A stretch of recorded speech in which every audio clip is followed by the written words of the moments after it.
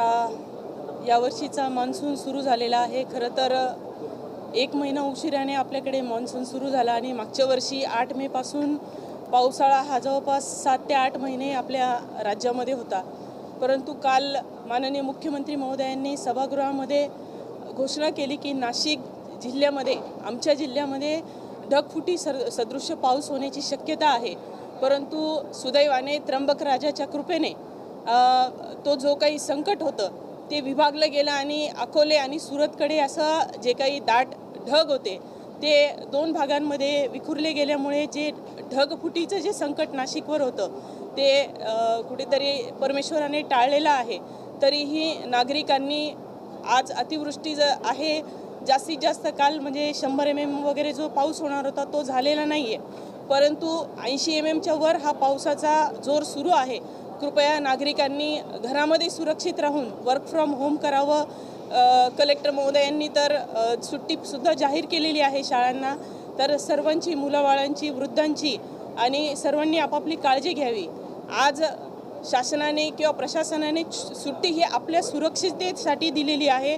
कुठेही पर्यटनाचा अट्टहास ह्या तरुण बांधवांनी करू नये, कारण अचानक पावसाचे लोट येतात आणि आपण दरवर्षी बघतो की अनेक तरुणांचा जीव आणि अनेक कुटुंब हे कुठेतरी धबधब्यात अडकतात आणि त्यांना आपला जीव गमवावा लागतो।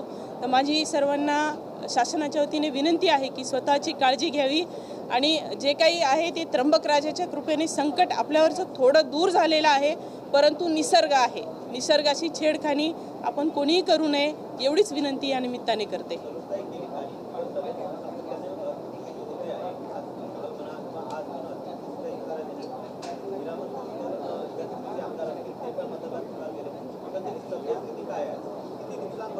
सकाळीच कलेक्टर साहेबांशी बोलणं झालं। आताही मतदारसंघात गावागावांमध्ये फोन करून कुठे रस्ते म्हणजे जास्त पाण्याचा प्रवाह असल्यामुळे मेन रस्ते बंद झालेले आहे।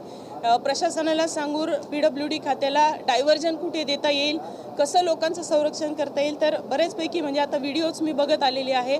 तर तसे सूचना कारण मी परवा रात्रीच नाशिकला आलेले होते, मी सुद्धा इथे स्ट्रक झालेली आहे आणि आवश्यकता भासेल तर स्वतः ग्राउंडवर उतरून मतदारसंघातील किंवा आजूबाजूच्या परिसरातील लोकांचं संरक्षण करणं हे आमचं कर्तव्य आहे। त्या ठिकाणी आम्ही जाऊ। चांगल्या सूचना ह्या प्रशासनाला माननीय मुख्यमंत्री महोदयांनी दिल्यानंतर प्रशासन प्रचंड ॲक्टिव्ह झालेले आहे। आपत्ती व्यवस्थापन जे जिल्ह्याचं आहे तेही 24/7 काम करत आहे।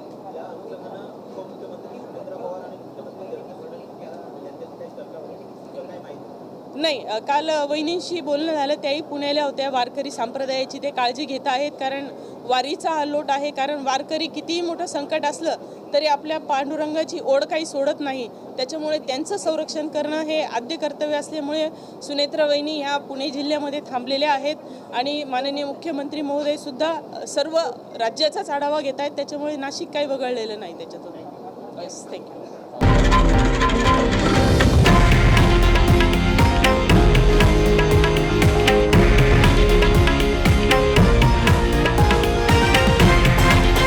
हे आहे देशातील नंबर 1 न्यूज नेटवर्क आणि आपण पाहत आहात TV9 मराठी, एकमेव।